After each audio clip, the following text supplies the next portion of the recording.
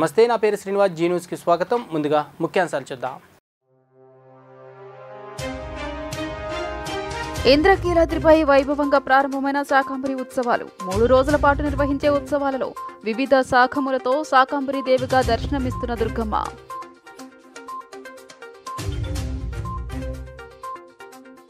Friday dry day కార్యక్రమంలో భాగంగా రామకృష్ణాపురంలో పర్యటించిన జిల్లా కలెక్టర్ జి సృజన. వర్షాకాలంలో సీజనల్ వ్యాధుల పట్ల అప్రమత్తంగా ఉండాలంటూ ప్రజలకు పిలుపు.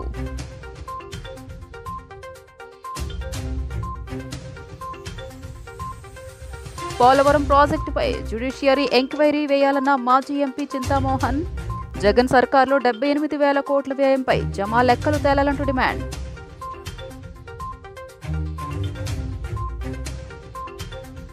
రషీద్ కుటుంబాన్ని పరామర్శించేందుకు వినుకొండకు బయలుదేరిన మాజీ సీఎం జగన్. పల్నాడులో 144 సెక్షన్ అమలు ఉన్న నేపథ్యంలో ర్యాలీలు, నిరసనలకు అనుమతులు లేవంటూ పోలీసుల ప్రకటన.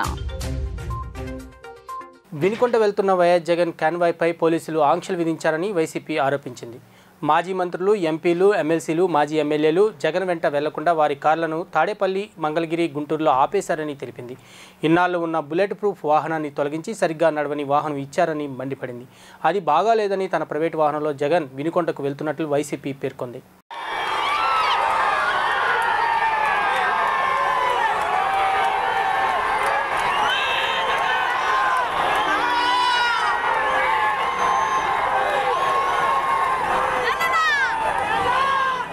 వైసీపీ రాజ్యసభ సభ్యుడు విజయసాయిరెడ్డిపై ఏపీ గనులు, ఎక్సైజ్ శాఖ మంత్రి కొల్లు రవీంద్ర తీవ్ర వ్యాఖ్యలు చేశారు. విజయసాయికి పిచ్చి పట్టిందని ఆయన అన్నారు. ప్రెస్ మీట్కు వచ్చిన విలేకరులను ఒరేయ్ ఏరా అని అనటం సిగ్గుపడాల్సిన అవసరమని చెప్పారు. విజయసాయిరెడ్డి తనపై వచ్చిన విమర్శలకు సమాధానాలు ఇవ్వకుండా మీడియా ప్రతినిధులను కించపరుస్తూ మాట్లాడడం ఏంటని మంత్రి కొల్లు రవీంద్ర ప్రశ్నించారు. విజయసాయిరెడ్డి తప్పులు చేశారని, ఆ తప్పులను కప్పిపుచ్చుకునేందుకు బెదిరింపు ధోరణితో మాట్లాడుతున్నాడని మండిపడ్డారు. మీడియా సంస్థల యాజమాన్యాలు విలేకరులపై ఆయన చేసిన విమర్శలకు భవిష్యత్తులో మూల్యం చెల్లించుకుంటారని చెప్పారు. కామంతో విజయసాయిరెడ్డి డబ్బు మతంతో పేనినాన్ని కళ్లు మూసుకుపోయి మాట్లాడుతున్నారని విమర్శించారు. విచారణ జరిపి త్వరలోనే అన్ని లెక్కలు తేలుస్తామని చెప్పారు. విజయసాయిరెడ్డి గారు ఆయన పైన వచ్చినటువంటి ఆరోపణలపైన సమాధానం చెప్పలేక మీడియా పైన, అక్కడికి విచ్చేసినటువంటి విలేకరుల పైన అరే ఒరే అని మాట్లాడటం అనేది సభ్య సమాజం సిగ్గుపడే విధంగా ఉంది. నిజంగా ఒక బాధ్యత కలిగినటువంటి ఒక పార్లమెంట్ రాజ్యసభ సభ్యుడు ఈ రకంగా ఇంత దుర్మార్గంగా ఆయన పైన స్వయంగా ఏదైతే ఆరోపణలు వచ్చినాయో, ఆరోపణలు చేసింది ఎవరు? మీడియా కాదు కదా. సాక్షాత్తు ఈయన ఎవరైతే చెప్తా ఉన్నారో శాంతి అని, ఆయన భర్తే మదన్ మోహన్ కంప్లైంట్ చేశాడు. అక్కడ ఉన్నటువంటి ఎండోమెంట్ కమిషనర్ ఆవిడని సస్పెండ్ చేశారు. దాని మీద విశాఖపట్నం దాకా పరిగెత్తుకెళ్ళి విశాఖపట్నంలో ప్రెస్ పెట్టి, అంటే అక్కడ భయపెట్టాలని, అంతే గతంలో ఆయన వాళ్ళందరినీ ఉపయోగించుకున్నాను అనే రకంగా వాళ్ళ మీద బెదిరిస్తూ ఉన్నాడు. ఇది చాలా సిగ్గుచేటు. ఆయన మాట్లాడినటువంటి మాటలు ఏంటి? మధ్యంతర ఎన్నికలు వస్తాయి, ప్రభుత్వం పడిపోద్దా? ఏం మాట్లాడుతున్నావు విజయసాయిరెడ్డి గారు? చేయాల్సినటువంటి పాపాలన్నీ చేసావు, చివరికి ఒక కుటుంబాన్ని రోడ్డున పడేసావు. సీజనల్ వ్యాధుల పట్ల అప్రమత్తంగా ఉండాలంటూ జిల్లా కలెక్టర్ జి సృజన సూచించారు. జిల్లా యంత్రాంగం విఎంసీ ఆధ్వర్యంలో ఫ్రైడే డ్రైడే కార్యక్రమాన్ని చేపట్టినట్లు పేర్కొన్నారు. ఈ క్రమంలో కలెక్టర్ బొడమేరు కాలువలో డ్రోన్తో లార్వా పిచికారీ చేయించారు. దోమల నివారణకు ప్రజలతో కలిసి అవగాహన కార్యక్రమాలు ఏర్పాటు చేస్తున్నామని కలెక్టర్ తెలిపారు. వర్షం నిల్వ ఉన్న ప్రాంతాన్ని గుర్తించి దోమల ఉత్పాదనం కాకుండా చర్యలు చేపడుతున్నామన్నారు. విజయవాడ రామకృష్ణాపురంలో ఫ్రైడే డ్రైడే అవగాహన ర్యాలీ కార్యక్రమం చేపట్టారు. ఈ కార్యక్రమంలో జిల్లా కలెక్టర్ సృజన, విఎంసీ అదనపు కమిషనర్ మహేష్, డిఎంహెచ్ఓ సుహాసిని, స్థానిక కార్పొరేటర్ జానారెడ్డి పాల్గొన్నారు. ఈ సందర్భంగా కలెక్టర్ సృజన మాట్లాడుతూ సీజనల్ వ్యాధుల పట్ల ప్రజలకు అవగాహన కార్యక్రమాన్ని ఏర్పాటు చేస్తున్నట్లు పేర్కొన్నారు. వర్షపు నీరు నిలువ ఉండే ప్రాంతాలను గుర్తించి దోమలు ఉత్పత్తి కాకుండా చర్యలు తీసుకుంటున్నామన్నారు. ఈ కార్యక్రమంలో ప్రజలను భాగస్వాములు చేసినట్లు వివరించారు. రెవెన్యూ, మున్సిపల్, ఆరోగ్య శాఖ కలిసి కార్యక్రమం ఏర్పాటు చేసినట్లు తెలిపారు. డెంగ్యూ, మలేరియా ప్రాణాంతకమైన వ్యాధులు ప్రబలకుండా చర్యలు చేపట్టామని కలెక్టర్ వెల్లడించారు.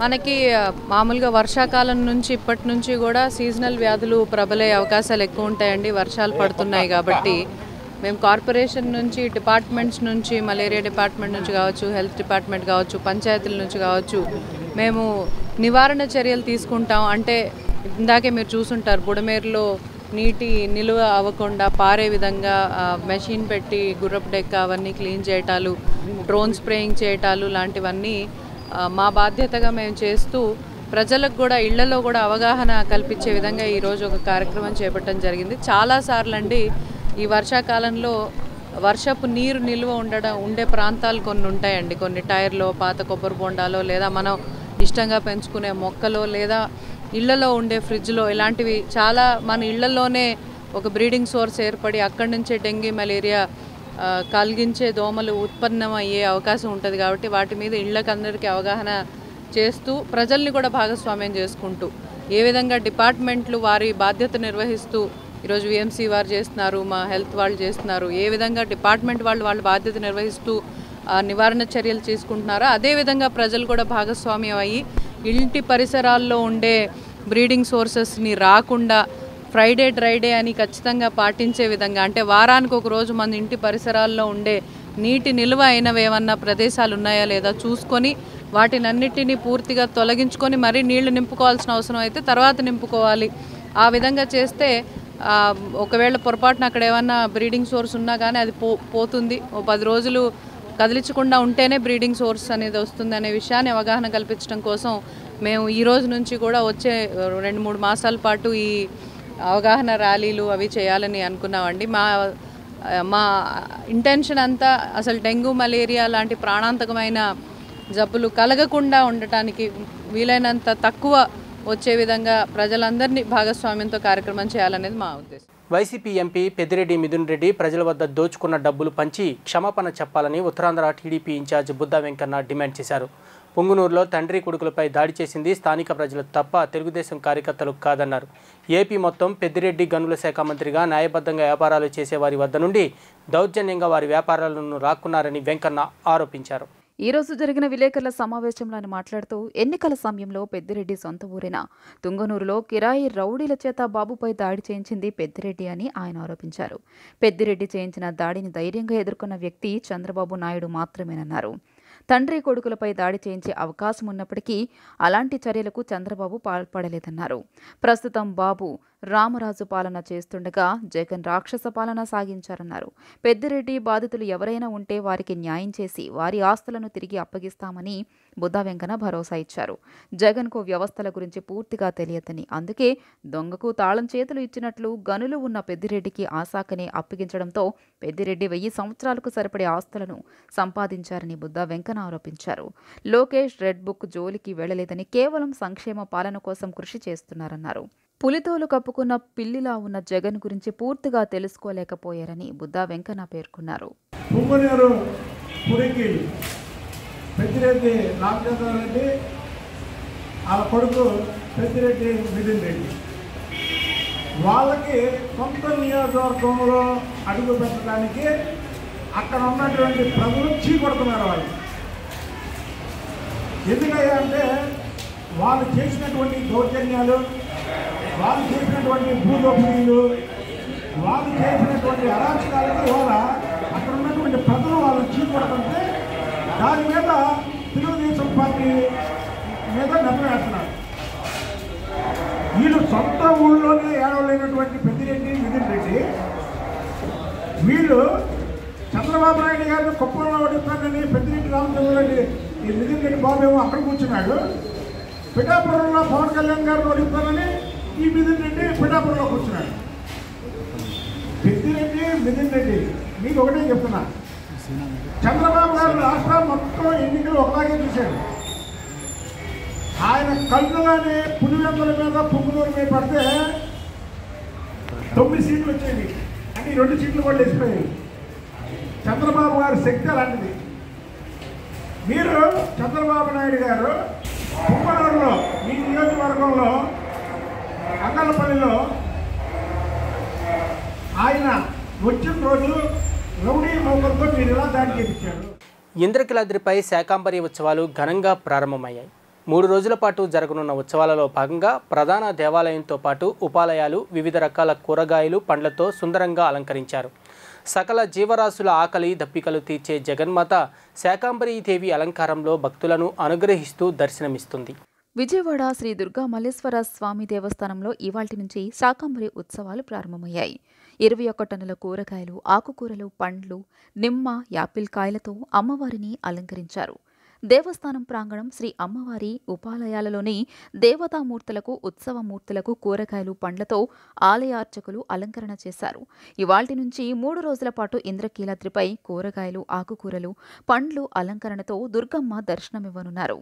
అదేవిధంగా ఆలయ ప్రాంగణాన్ని కూరగాయలు, పండ్లు, నిమ్మకాయలతో అలంకరించారు. దుర్గాదేవిని దర్శించుకునేందుకు భక్తులు పెద్ద సంఖ్యలో తరలివస్తున్నారు. వారికి అవసరమైన మౌలిక ఏర్పాట్లను ఆలయాధికారులు అందుబాటులో ఉంచారు. ఆలయంలో భక్తులకు ఇబ్బంది తలెత్తకుండా చేపట్టిన ఏర్పాట్లను ఈవో రామారావు పర్యవేక్షించారు. 3 రోజుల పాటు జరిగే ఈ ఉత్సవాల్లో హోమాలు, ప్రత్యేక అర్చనలు జరుగుతాయి. కూరగాయలతో వండిన కదంబ ప్రసాదాన్ని భక్తులకు పంపిణీ చేస్తారు. భూలోకములో సకాలంలో వర్షాలు కురిసి పాడి పంటలు సమృద్ధిగా పండి ప్రజలు, రైతులు సుఖశాంతులు, సంతోషాలతో జీవించడం కోసం అమ్మవారికి ప్రతి ఏటా శాకంబరి ఉత్సవాలను నిర్వహించడం ఆనవాయితీగా వస్తున్నట్లు వైదిక కమిటీ తెలిపింది.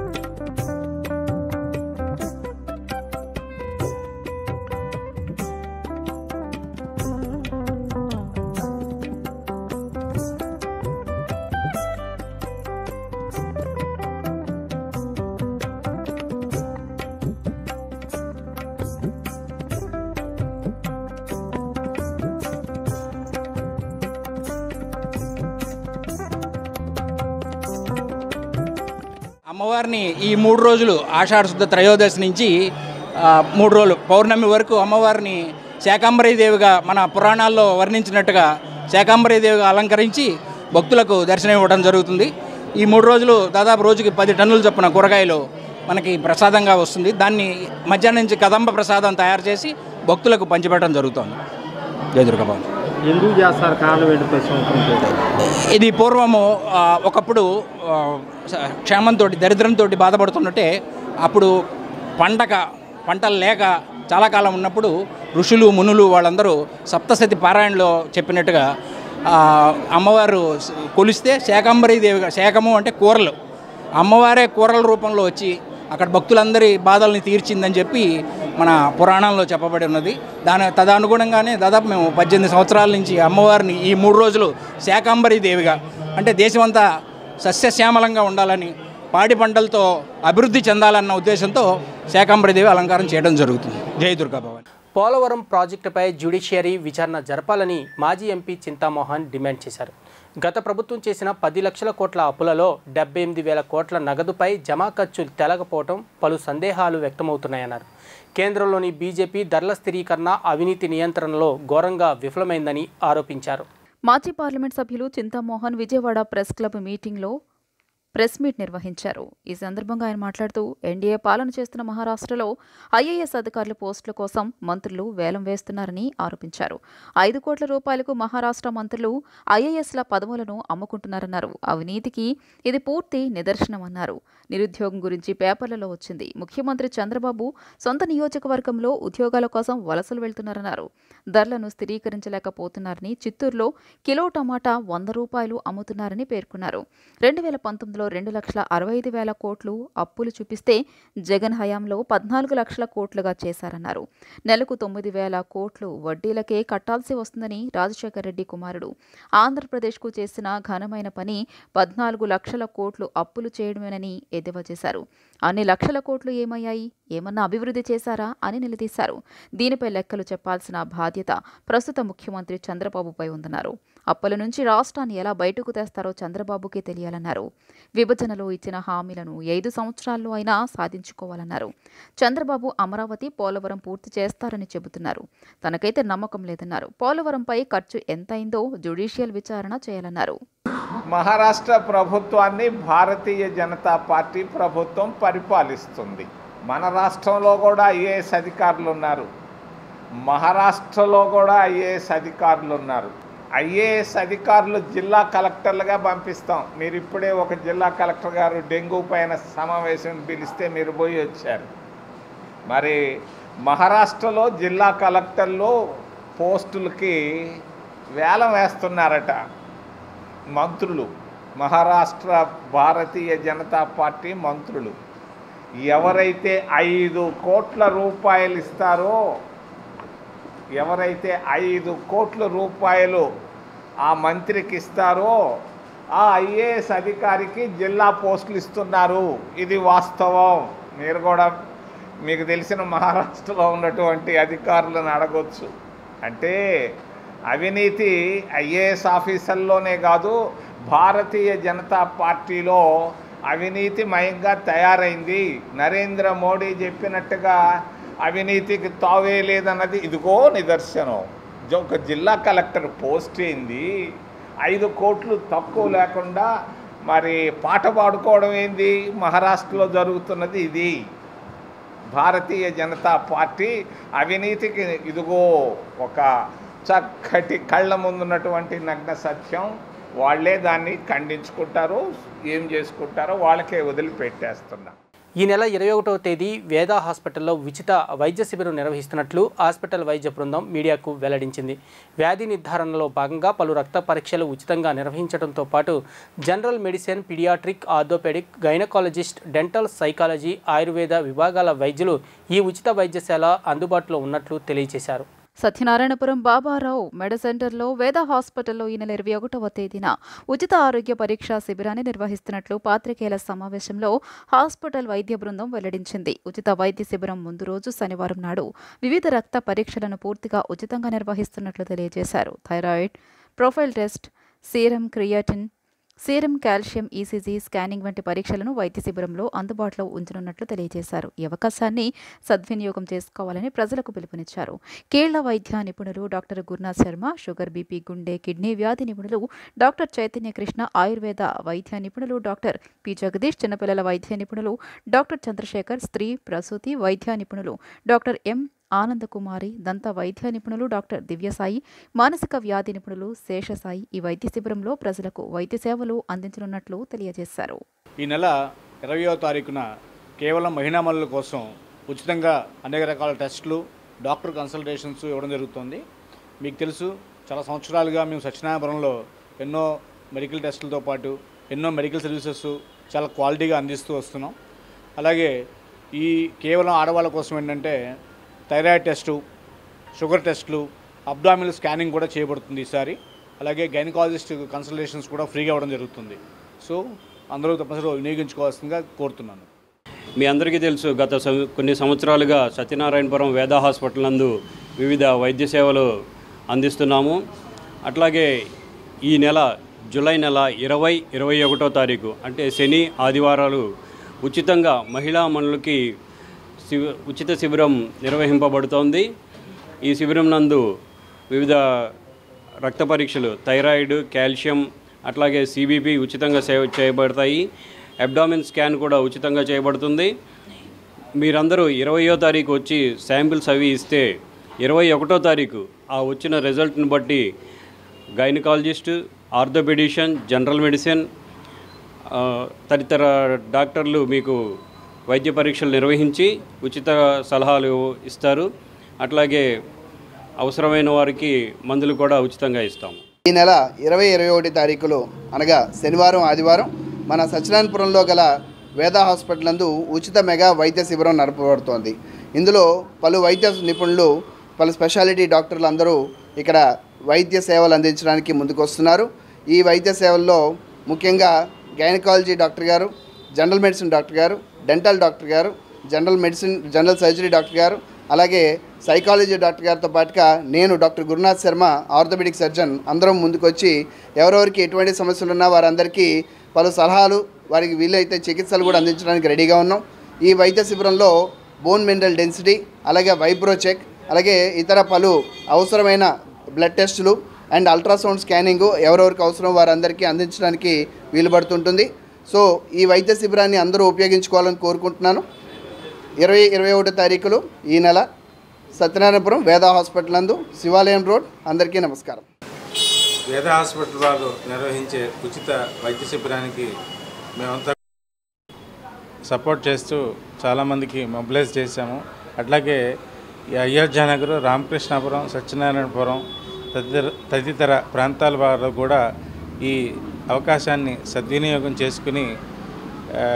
చేసుకోవాల్సిందిగా కోరుచున్నాను. ఇప్పుడు ప్రస్తుతం వేద హాస్పిటల్స్ కండక్ట్ చేస్తున్నటువంటి మెడికల్ క్యాంప్ అనేది చాలా ఉపయోగకరమైంది. ఎందుకంటే కోవిడ్ తర్వాత చాలా మెడికల్ ఇష్యూస్ ప్రతి ఒక్కరికి వస్తున్నాయి. సో ఇప్పుడు వీరు అందిస్తున్నటువంటి ప్రతి ఒక్క టెస్ట్, చాలా కాస్ట్లీ టెస్ట్స్ కూడా వీళ్ళు ఆఫర్ చేస్తున్నారు ఫ్రీ ఆఫ్ కాస్ట్తో. ప్రతి ఒక్కరూ ఈ యొక్క అవకాశాన్ని ఉపయోగించుకొని లబ్ధి పొందాల్సిందిగా కోరుతున్నాం. Thank you. విజయవాడ నగరంలో మొట్టమొదటిసారిగా ఏర్పాటు చేసిన ఇండియా స్కిల్ గ్యాలరీని మాజీ జెడ్పీటీసీ చైర్పర్సన్ గద్దె అనురాధ ప్రారంభించారు. ఎంతో అనుభవం కలిగిన కళాకారులు తయారు చేసిన వస్త్రాలను ఈ ఎక్స్పోలో ఉంచడం జరిగిందని ఆమె చెప్పారు. 4 రోజుల పాటు నిర్వహించే ఎక్స్పోని నగర ప్రజలు సందర్శించి ఈ అవకాశాన్ని సద్వినియోగం చేసుకోవాలని ఆమె కోరారు. ఇండియా సిల్క్ గ్యాలరీ మొట్టమొదటిసారిగా విజయవాడలో ఏర్పాటు చేశారు. బృందావన్ కాలనీలోని ఏ కన్వెన్షన్లో ఏర్పాటు చేసిన ఈ ఎక్స్పోని మాజీ జెడ్పీటీసీ చైర్మన్, టీడీపీ సీనియర్ నేత గద్దె అనురాధ లాంఛనంగా ప్రారంభించారు. ఈ సందర్భంగా ఆమె మాట్లాడుతూ 14 రాష్ట్రాల నుంచి వచ్చిన వ్యాపారస్తులు నగరంలో ఎక్స్పో అండ్ సేల్ ఏర్పాటు చేయడం అభినందనీయమన్నారు.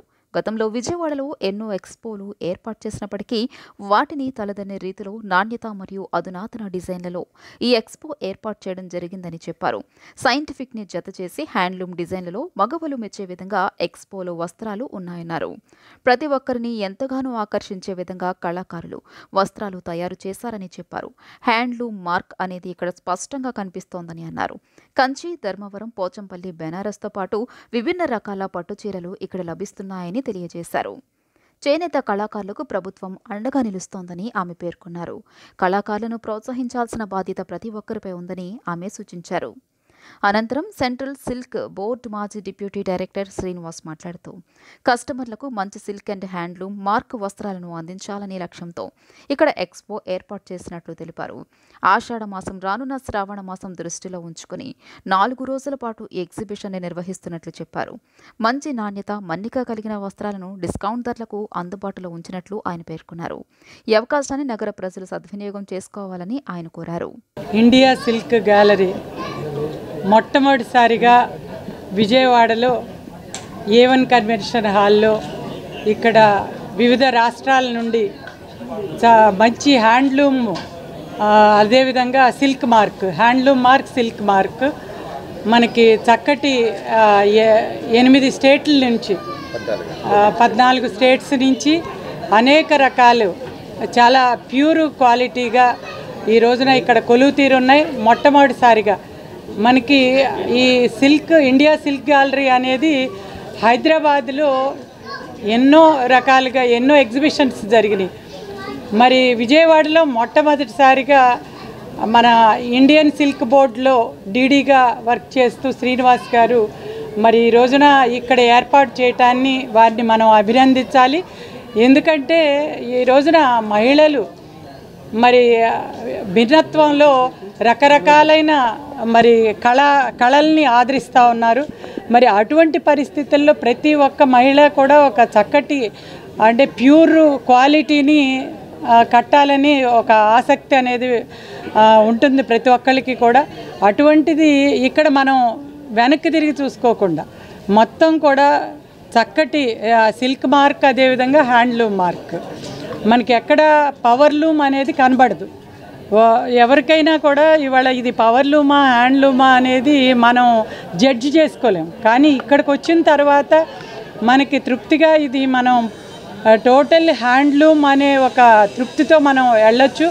అంతేకాకుండా మరి ఇక్కడికి తీసుకొచ్చిన ప్రతి ఒక్క వీవర్ కూడా మరి ఇది చాలా ఇన్నోవేటివ్గా వ్యూయింగ్ కమిటీ వాళ్ళకి మంచి ప్లాట్ఫామ్ ఇద్దాం ఉద్దేశంతోనే హైదరాబాద్ నేను శ్రీకాకుళం వాస్తువులైన ఉద్యోగరీత్యా హైదరాబాద్ సెటిల్ అయ్యి అక్కడి నుంచి ఈ తాలూకా brand Indian silk brand expo నేను ఆల్ ఓవర్ ఇండియా వెళ్తూ మన ఒక మంచి ప్లాట్ఫాము మన వ్యూవర్స్కి కమ్యూనిటీకి ఇచ్చి ఒక మంచి ఒక సిల్క్ మార్కు హ్యాండ్లూమ్ మార్కు కలిగి ఉన్న వస్త్రాలని మెయిన్లీ హ్యాండ్లూమ్స్ని ప్రమోట్ చేస్తూ అన్ని ప్రదేశాలకు వెళ్ళి విజయవాడ ఫస్ట్ టైం మన ఆషాఢ మాసం శ్రావణ మాసం వస్తుందండి. ఇక్కడ విజయవాడలో పెట్టాను. అద్భుతంగా మంచి రెస్పాన్స్ ఇచ్చారు. ఇక్కడ అందరూ వచ్చి ఒక్కటే ప్రార్థిస్తున్నానంటే ఈ అవకాశాన్ని సద్వినియోగం చేసుకోండి. ఇది 22 వరకు ఉంటుందండి. ఇంకా 4 days ఉన్నది. ఇక్కడ ఇన్ని వెరైటీస్ ఇంకా ఎక్కడ దొరకండి. వ్యూవర్స్ డైరెక్ట్గా వస్తున్నారు కాబట్టి మీకు ప్రైస్ కూడా డైరెక్ట్గా ఉంటుంది. గవర్నమెంట్ డిస్కౌంట్స్ కూడా ఇస్తున్నారు కాబట్టి ఆ డిస్కౌంట్స్ కూడా అవైల్ చేసుకోండి అని ప్రార్థిస్తూ మీ తరపు నుంచి అందరికీ ధన్యవాదాలు చెప్తున్నాను. నా పేరు శ్రీనివాస్ అండి, వై శ్రీనివాస్. కరోనా సమయంలో అంతర్రాష్ట్ర చెక్ పోస్టుల వద్ద ప్రాణాలకు తెగించి విధులు నిర్వహించిన తమను కోవిడ్ అనంతరం విధుల నుంచి తొలగించారని Andhra Pradesh special police civil association అధ్యక్షుడు చిట్టిబాబు తెలిపారు. ఉద్యోగాలు పోవడంతో కుటుంబాన్ని పోషించడం కష్టంగా మారిందన్నారు. విజయవాడ ప్రెస్ క్లబ్లో మీడియాతో మాట్లాడిన చిట్టిబాబు గత ప్రభుత్వానికి ఎన్నిసార్లు విజ్ఞప్తి చేసినా తమను తిరిగి విధుల్లోకి తీసుకోలేదని ఆవేదన వ్యక్తం చేశారు. ఎన్డీఏ కూటమి ప్రభుత్వమైనా తమకు న్యాయం చేయాలని విజ్ఞప్తి చేశారు. అంటే ఈ ప్రభుత్వం వచ్చిన తర్వాత ఈ ప్రభుత్వంలో మేము కూడా మా సహకారం మేము చేసామండి. మా 2156 మంది కుటుంబాలు ఈ ప్రభుత్వం వచ్చింది. ఇప్పుడు మేము ప్రతి అధికారుల దగ్గరికి వెళ్ళాము. 1 month నుంచి తిరుగుతూనే ఉన్నాము. కానీ ఈ ప్రభుత్వంలో మాకు న్యాయం జరిగిద్దని మేము అనుకుంటున్నామండి. కానీ ఇంకా మాకు ఎటువంటి స్పందన రాలేదు. అయితే ఇక్కడ చెక్ పోస్టులు మళ్ళీ మన హోమ్ మినిస్టర్ గారు చెక్ పోస్టులు పెడతా అంటున్నారు. ఆ చెక్ పోస్టులు పెడతా అంటున్నారు కాబట్టి మమ్మల్ని ఈ చెక్ పోస్టులు ఎంతమంది డ్యూటీ చేశాం కాబట్టి ఆ చెక్ పోస్టులలో మమ్మల్ని విధులు తీసుకుంటే మాకు దాని మీద అవగాహన మాకు ఉందండి. ఎలా చేయాలి, ఎలాగా ఉండాలి, మా డ్యూటీలు ఎలా ఉంటాం. ఎందుకంటే అదంతా ఫారెస్ట్ ఏరియా, ఏజెన్సీ ఏరియా అలా ఉంటాయండి చెక్ పోస్టులలో. ఆ గంజాయి కానీ లేకపోతే ఎటు నుంచి ఏమొచ్చినా మాకు తెలుస్తుంది. ఏమైనా ఇన్ఫార్మర్ల ద్వారా మాకు తెలుస్తూ ఉంటాయండి. దయచేసి మమ్మల్ని విధులు తీసుకోవాలి. మేము ఈ గవర్నమెంట్ని మేము ప్రాధాన్యపడి అడుగుతున్నామండి. దయచేసి చంద్రబాబు నాయుడు గారికి, మన డిప్యూటీ సీఎం మన పవన్ కళ్యాణ్ గారికి, హోమ్ మినిస్టర్ గారి దగ్గరికి ఈ వీడియో చేరాలండి. మమ్మల్ని అందరినీ 2156 మంది కుటుంబాలని ఆదుకోవాలని మేము కోరుతున్నానండి. మేము డిమాండ్గా ఏం అడగడం లేదండి. గత ప్రభుత్వంలో 2156 మందిని జియో ప్రకారం రిక్రూట్ చేశారు. Physical fitness and mental ability conduct చేసి రిక్రూట్ చేశారు. సో ఆ రోజు నుంచి కూడా మా స్పెషల్ పోలీసులు అన్యాయాలను అరికడుతూ అక్రమ రవాణాలను ఆపుతూ ఎన్నో కేసెస్, నెంబర్ ఆఫ్ కేసెస్ వేలల్లో పట్టారు. అది అందరికీ కూడా తెలుసు. సో గత ప్రభుత్వంలో ఏం చేశారంటే 2022 మార్చి 31న ఆ జియోని హోల్డ్ చేసి అందరినీ ఆపేశారు. సో అప్పటి నుంచి కూడా మేము తిరగని ఆఫీస్ అంటూ లేదు. పార్టీ ఆఫీసులు కూడా సరే గత ప్రభుత్వంలో ఎన్నోసార్లు తిరిగాము, ఎటువంటి న్యాయం జరగలేదు. మా కష్టం చెప్పాలంటే అందరూ అప్పులు అయిపోయినారు. మా వాళ్ళైతే మెంబర్స్ అందరూ కూడా తిరిగి మా వాళ్ళ మాటలు విని ఏదో చేస్తారనేసి తిరిగి అప్పులు అయిపోయినారు. సో ఇప్పుడు ప్రభుత్వం మారింది. ప్రభుత్వం మారడమే మాకు హోప్స్ అనేటివి వచ్చాయి. నారా చంద్రబాబు నాయుడు గారు అలాగే నారా లోకేష్ గారు హామీ ఇచ్చారు. ఆల్రెడీ కలవడం జరిగింది. చేస్తామని కూడా చేస్తామమ్మా అన్నారు. కానీ మా వాళ్ళు ముఖ్యంగా మెయిన్ పాత్ర పోషించారండి, ముఖ్య పాత్ర పోషించారు. పోలీసు శాఖ అంటేనే చాలా కఠినమైన కఠోర శ్రమ ఉంటుంది. దాంట్లో డే అండ్ నైట్ కష్టపడతారు. సో టీఏలు కానీ ఇట్లాంటివేమి కూడా ప్రొవైడ్ చేయలేదు అప్పట్లో. ట్రాన్స్పోర్ట్ అలవెన్స్లు ఇట్లాంటివేమి కూడా లేవు. అయినా సొంత డబ్బులు పెట్టుకొని ఇన్ఫర్మేషన్స్ గ్యాదరింగ్కి వెళ్ళారు. ఎక్కడ గంజాయి ఉంది, ఎక్కడ ఇసుక పోతుంది, ఎక్కడ మద్యం ఎక్కడ వస్తుంది అని అంత శ్రమ చేసి కఠోర శ్రమ చేస్తే గత ప్రభుత్వంలో మా వాళ్ళ శ్రమని గుర్తించకపోయింది. రివార్డ్స్ ఇట్లాంటివి ఏమి కూడా ఇవ్వకుండా అన్యాయంగా ఉన్న పలంగా వాళ్ళందరినీ హోల్డ్ చేసి చాలా అన్యాయం చేశారు. యూపీలోని గోండా జిల్లాలో చండీగఢ్ దిబ్రూగఢ్ ఎక్స్ప్రెస్ పట్టాలు తప్పిన ఘటనలో 3 ప్రయాణికులు మరణించిన సంగతి తెలిసిందే. ఈ ప్రమాదంలో 8 బోగీలు పట్టాలు తప్పాయి. తాజాగా ప్రమాదానికి సంబంధించిన డ్రోన్ విజువల్స్ను షేర్ చేశారు అధికారులు. మరమ్మతు పనుల్లో నిమగ్నమయ్యారు. కాగా ప్రమాద బాధితులకు కేంద్ర ప్రభుత్వం పరిహారం ప్రకటించింది. మాజీ సీఎం జగన్ వినుకొండ పర్యటన నేపథ్యంలో వినుకొండలో 144 సెక్షన్ అమల్లో ఉన్నట్లు అడిషనల్ ఎస్పీ ఆర్ రాఘవేంద్ర విలేకరుల సమావేశంలో తెలియజేశారు. హత్యకు గురైన రషీద్ కుటుంబ సభ్యులను ఈరోజు మధ్యాహ్నం 12:30కు పరామర్శించనున్న జగన్ క్రమంలో ఎటువంటి ఘర్షణ వాతావరణం ఏర్పడకుండా భారీ బందోబస్తు ఏర్పాటు చేసినట్లు పేర్కొన్నారు. రషీద్ కుటుంబాన్ని జగన్ని పరామర్శించడానికి అనుమతులు ఉన్నాయని, అయితే వినుకొండలో 144 సెక్షన్ అమల్లో ఉన్న నేపథ్యంలో ఎటువంటి ర్యాలీలు, నిరసన కార్యక్రమాలు చేపట్టేందుకు వీలు లేదన్నారు. వినుకొండ పట్టణంలో రషీద్ విషయంలో వాళ్ళిద్దరి మధ్య ఏదైతే అక్యూజ్డ్ డిసీజ్డ్ ఉన్నారో వాళ్ళిద్దరి మధ్య పాత కక్షలు ఉన్నాయి. వాళ్ళిద్దరు ఇదివరకు ఫ్రెండ్స్. వాళ్ళ పాత కక్షల నేపథ్యంలో వాళ్ళు ఊరుకోరు గొడవపడము, మాట్లాడుకోవడం, మర్చిపోవడం, తర్వాత హత్య గావించబడడం అనేటువంటి జరిగింది. ఏదైనా ఆ కుటుంబానికి బాధాకరమైనటువంటి విషయమే. అందులో జరగకూడదనే సంఘటన జరిగింది. ఈ నేపథ్యంలో మనం కూడా లా అండ్ ఆర్డర్ ఇష్యూస్ రాకుండా ఉండడానికి టౌన్లో ఈరోజు 144 సెక్షన్ ఉంది. ఇక్కడ బయట నుంచి కూడా పబ్లిక్ అనవసరంగా టౌన్లోకి వచ్చేసి ఇది చేయడానికి అవకాశం లేదు. వినుకొండ పట్టణంలో ఈరోజు గుంపులుగా తిరగడం కానీ అలా ఇచ్చేయడానికి లేవు. మనకు అలాంటి ఆదేశాలు ఇవ్వడం జరిగింది. 144 ఆదేశాలు ఇవ్వడంతో ఎవరు బయట తిరగకుండా కట్టుదిట్టమైనటువంటి చర్యలు, భద్రతా ఏర్పాటు కూడా చేసుకోవడం జరిగింది. ఏదైనా కానీ ఆ కుటుంబానికి సాలిడారిటీని, ఆ కుటుంబానికి సంతాపాన్ని మనం కూడా తెలియజేస్తాం. జీ న్యూస్ ముగించే ముందు ముఖ్యాంశాలు మరోసారి చూద్దాం. ఇంద్రకీలాద్రిపై వైభవంగా ప్రారంభమైన శాకంబరి ఉత్సవాలు. 3 రోజుల పాటు నిర్వహించే ఉత్సవాలలో వివిధ శాఖములతో శాకంబరి దేవిగా దర్శనమిస్తున్న దుర్గమ్మ.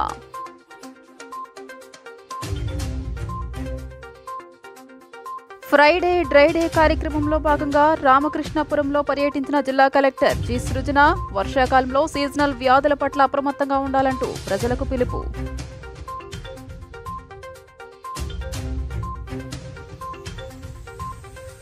పోలవరం ప్రాజెక్టుపై జ్యుడిషియరీ ఎంక్వైరీ వేయాలన్న మాజీ ఎంపీ చింతామోహన్. జగన్ సర్కార్లో 78,000 కోట్ల వ్యయంపై జమా లెక్కలు తేలాలంటూ డిమాండ్.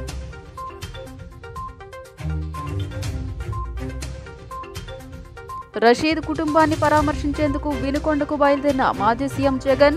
పల్నాడులో 144 సెక్షన్ అమలు ఉన్న నేపథ్యంలో ర్యాలీలు, నిరసనలకు అనుమతులు లేవంటూ పోలీసుల ప్రకటన. జీ న్యూస్ ఇంతటితో సమాప్తం. తిరిగి ప్రసారమయ్యే కార్యక్రమంలో మళ్ళీ కలుద్దాం. అంతవరకు సెలవు. నమస్కారం.